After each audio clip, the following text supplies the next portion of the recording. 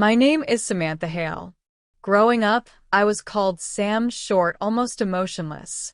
It was the name for convenient children, those who didn't demand undue attention. I was born in Missouri, in a suburb of St. Louis, in a house that always seemed too big and at the same time foreign to me. This house had everything: a spacious living room, a neat yard, Sunday family dinners. The only thing missing was the feeling that I truly belonged there. I had an older sister, Victoria. The 9-year difference between us felt like 9 years had disappeared. When I was born, my parents already knew what the perfect daughter should be like, because they already had one. Victoria was their first child, long awaited, planned. No one was waiting for me. I was what happened. Victoria grew up vibrant. She laughed loudly, spoke confidently, and always knew what she wanted. My parents looked at her with an expression I later recognized, a mixture of pride and admiration. When she took her first steps, it was a big deal. When I started walking, Mom simply said, "Oh, look, Sam can walk too." Everything in the house reminded me of Victoria. Photos on the walls, trophies from school competitions, framed drawings. My place in this space was somewhere in between.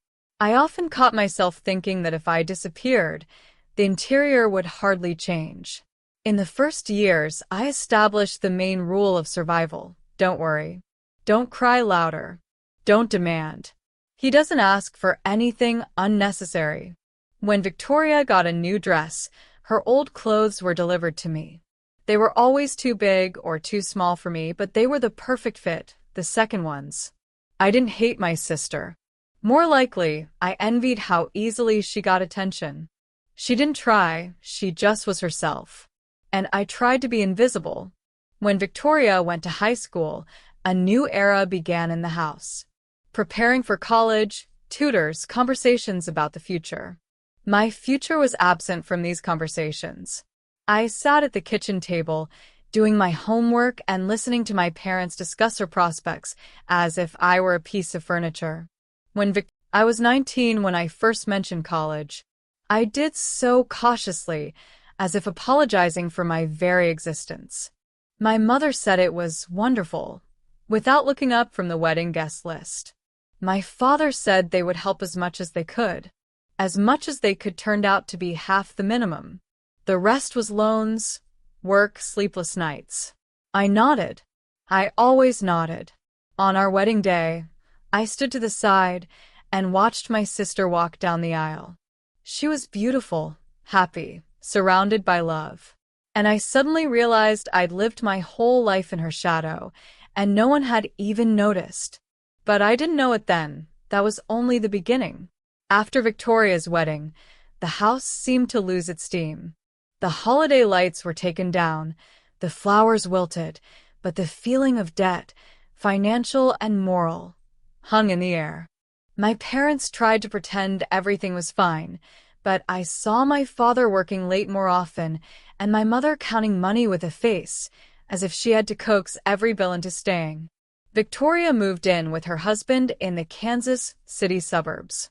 They rented a small but cozy apartment. Every visit home was an event. She talked about her new life, about how everything is for real now, as if everything that had come before mattered nothing. My parents listened with bated breath. I sat next to her, feeling like a spectator in someone else's film. A couple of months later, Victoria announced she had decided to quit her job. Her husband earned enough, so why should she tear herself apart? My mother smiled tensely, and my father nodded, though something anxious flickered in his gaze. I remained silent. I had long since realized that my opinion was unnecessary noise in this family. Meanwhile, I enrolled in a community college in St. Louis. Not the one I dreamed of, but the only one I could manage. School during the day, shifts at the diner in the evening, and, at night, taking notes and trying not to fall asleep with my face in my notebook. I lived on autopilot, considering sleep a luxury. One evening, after a particularly tough shift, I returned home and saw an unfamiliar car in the driveway. Victoria was sitting in the living room. With her were two small bundles in car seats.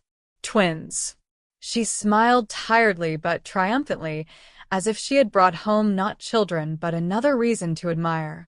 My parents were delighted. Mom cried with happiness. Dad couldn't tear his eyes away from his grandchildren. I stood in the doorway, feeling fatigue mingle with something heavy and sticky inside. Victoria looked at me and said, "Sam, you'll help, right?" That "you'll help" was the beginning of the end. At first, a couple of hours, then whole evenings, then weekends. Victoria said she needed to reset, that motherhood was hard, that she deserved a break. My parents nodded and looked at me as if my help was a given. I tried to object, carefully, gently. I said I had exams, work, that I couldn't cope. My mother sighed and said I was being selfish. My father reminded me that the family should stick together. Victoria looked at me with resentment, as if I were giving up something sacred. Sometimes it seemed to me the twins knew me better than I did. They reached out to me, cried when I left, fell asleep in my arms. I became attached to them, and that was the most painful thing, because along with the attachment, the feeling of being trapped grew. Money was becoming an increasing problem. My parents were discussing Victoria's mortgage. I could hear them from my room. I heard my mother say that children need space, and my father agree, though his voice was shaking. I couldn't stand it any longer, and intervened one day. I asked how they were going to pay for all this when they already had a mortgage for the wedding. The silence was deafening. Then my mother said I didn't understand what a real family was. My father added that I should be grateful I even had a home. I went to my room and for the first time felt not just resentment but anger. I began dreaming of escape. Not a specific plan, but a feeling. Somewhere there was a place where I wouldn't be taken advantage of, where my boundaries would matter. These thoughts were both terrifying and reassuring. The culmination was my vacation. I saved up some money and decided to go to the ocean for a couple of days, to a small town in South Carolina. When I told my parents about it, they unexpectedly supported me. Mom even hugged me. It was so unusual that I almost believed it. Maybe they finally saw me. I left with a feeling of lightness I'd never experienced before. The bus, the noise of the road, the salty air, everything seemed like the promise of a new life. I allowed myself the luxury of being alone. But the loneliness didn't last long. That evening, returning to the motel, I heard familiar laughter. Victoria, Mom. And, of course, the kids. They were standing outside the room next door, happy, as if they'd surprised me. Mom said she couldn't leave me alone. Victoria immediately asked me to watch the twins because she needed to go for a walk. I didn't scream. I didn't cry. I just felt something inside me finally break. Those days became a nightmare. The kids trashed the room. I paid for the damage out of my own pocket. Victoria complained of fatigue. Mom told me I should be grateful for the family vacation. I left early, with a lump in my throat and an emptiness in my chest. Returning home, I knew there was no turning back. I couldn't be comfortable anymore, even if it meant being alone. The house greeted me with a silence that was heavier than any scream. I returned early in the morning, when the sun was just beginning to break through the curtains, and everything around me looked as if nothing had happened. As if I hadn't been left alone on vacation, turning it into a nightmare. As if my boundaries hadn't been completely erased again. My father sat in a chair in front of the TV, the sound off. He nodded without even looking at me. My mother was asleep. The house went on with its normal life, in which my presence or absence didn't matter. I locked myself in my room and, for the first time in a long time, allowed myself to do nothing. Not study, not cook, not help, not explain. Just lie there and stare at the ceiling. Thoughts swirled, collided, forming a lump that made it hard to breathe. I understood. If I remained silent now, if I swallowed again, this would never end. I would be a nanny, a spare wallet, a comfortable shadow until I grew old. The decision didn't come in a flash, but as a quiet, steady certainty. I had to leave. I started packing during the day while my mother was at work. I stuffed clothes, books, and notebooks into an old suitcase. Each item felt like proof that I did have a life of my own, however tiny. I didn't know where I'd go. I only knew that I couldn't stay any longer. When my mother returned and saw the suitcase, her face changed instantly.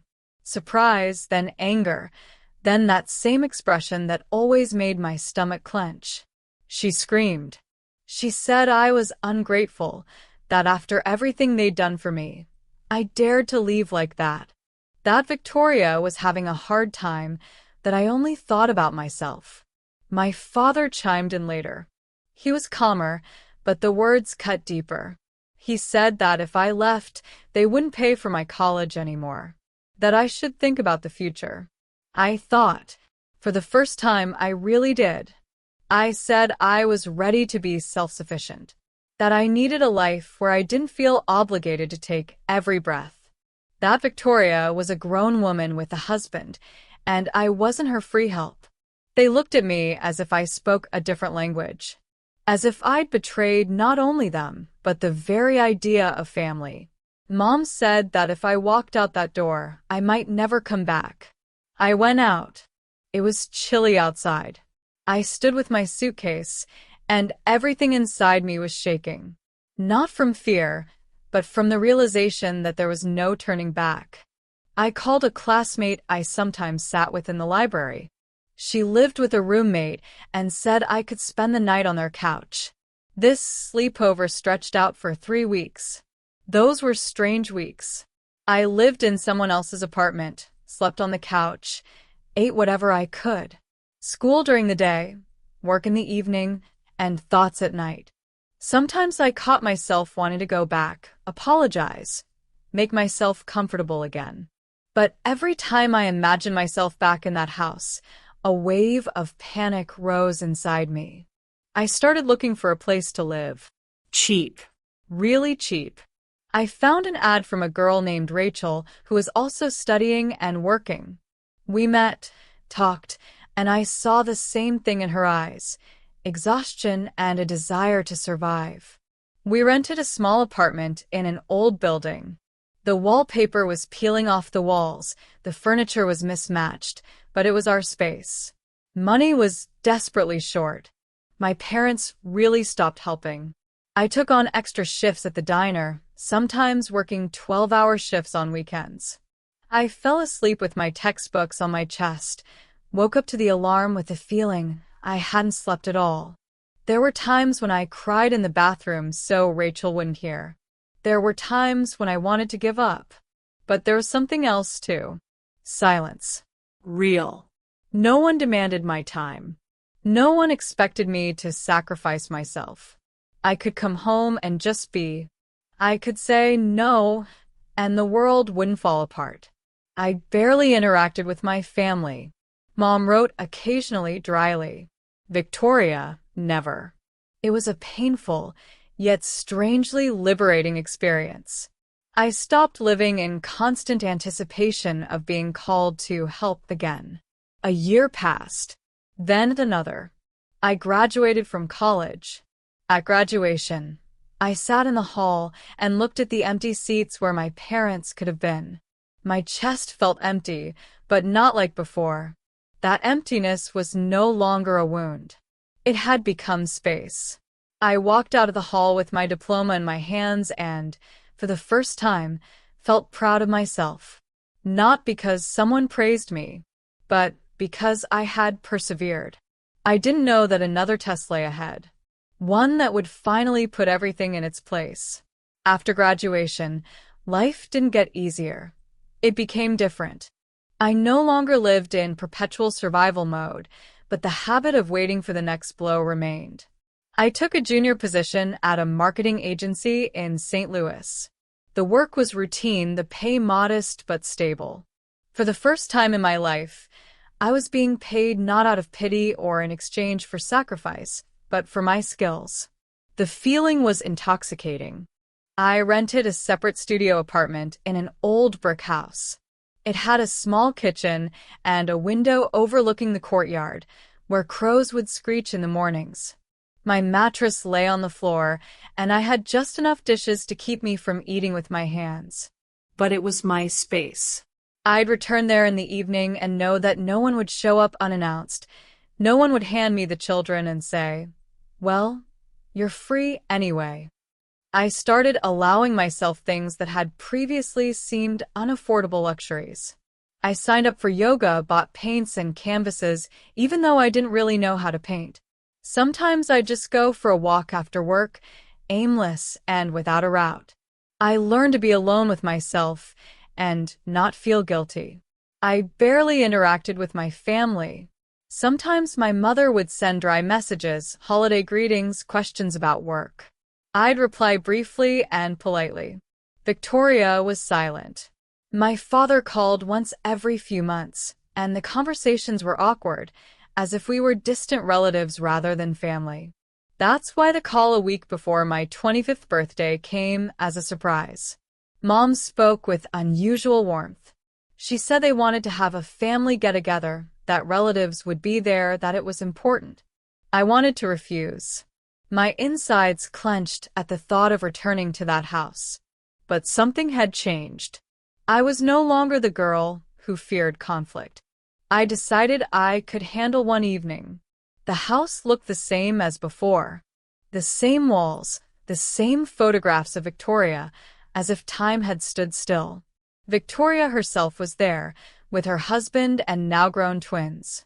The children were running around the house, screaming, knocking things over. Victoria looked tired and irritated, but, as always, she tried to keep a straight face. The guests smiled, congratulated me, gave me gifts. I caught myself with a strange feeling, as if I were watching all this from the outside, as if it were someone else's holiday. I thanked her and smiled, but inside I remained cold. At the end of the evening, Mom handed me an envelope. She was beaming as if preparing for triumph. Inside was a travel package, a family vacation, a resort in Florida. All expenses paid. My fingers went cold. I thought of the ocean, the ruined surprise. I thought of the destroyed room, the crying children, the feeling of utter helplessness. I wanted to say no right away, but Mom leaned over and whispered not to make a scene. I nodded, knowing this wasn't the end of the conversation. When the guests left, tension hung in the air. I said I wasn't going. I said it calmly, without shouting. Victoria burst into tears almost immediately. She screamed that I was selfish, that I hated her children, that I would destroy the family. Mom supported her. Dad was silent, looking at the floor. I felt fatigue rising inside me. Not anger, just fatigue. I no longer wanted to prove, explain, or justify myself. I told them I wasn't going to be an unpaid babysitter again. That if they wanted a vacation, they should organize it in a way that didn't shift responsibility onto me. They pressured me. They manipulated me. They reminded me of the past. At some point, I gave in. I said I'd go. I saw their relief, almost triumph. And that's when I realized they still didn't see me. And perhaps they never would. But this time, I wasn't going to sacrifice myself. I left the house with a clear plan, born not of anger, but of a desire to finally put an end to it.